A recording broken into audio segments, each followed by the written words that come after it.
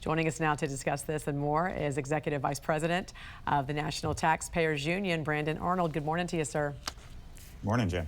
So making Trump's 2017 tax cuts permanent has been really a priority, as we know, for the GOP. So tell us what's at stake here and why they need to do it soon.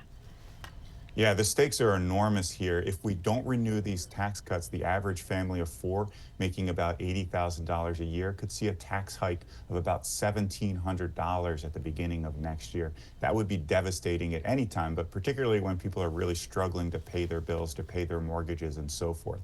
So we need to lock these in. That will help counteract a lot of the economic uncertainty that has taken place, due in part to tariffs and other policies.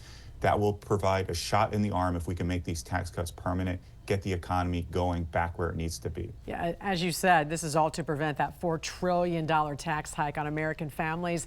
Why, Brandon, is a single big, beautiful bill the best way to do this, do you think? Well, if you look at the margins in the House and the Senate, but particularly in the House of Representatives, they're razor thin.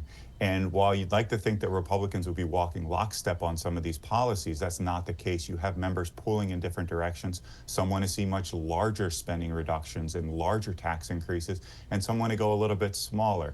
So in order to keep the Republican Party together, it's really important to have a unified front here to incorporate all of these good policies here, spending cuts, energy production, and of course the tax policies that we need to lock in and make permanent. What other benefits would this bill provide?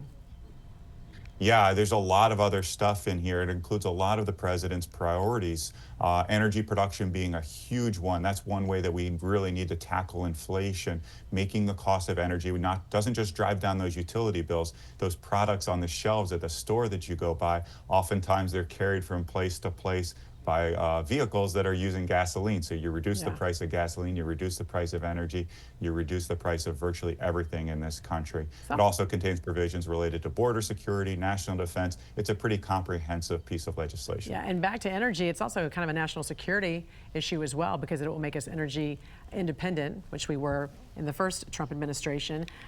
Are GOP lawmakers, do you think, going to pass this agenda soon? It seems like a no-brainer to get this passed. Why do you think it hasn't been passed so far? What's the holdup?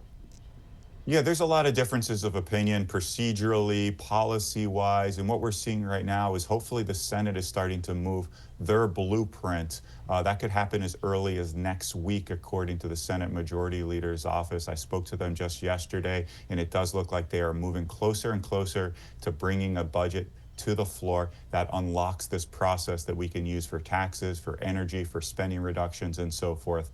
So hopefully the Senate is finally going to get there and we can start getting this process going in earnest very, very soon. All right, Executive Vice President of the National Taxpayers Union, Brandon Arnold, thank you for joining us. Hope you have a great weekend. Thanks, Jen.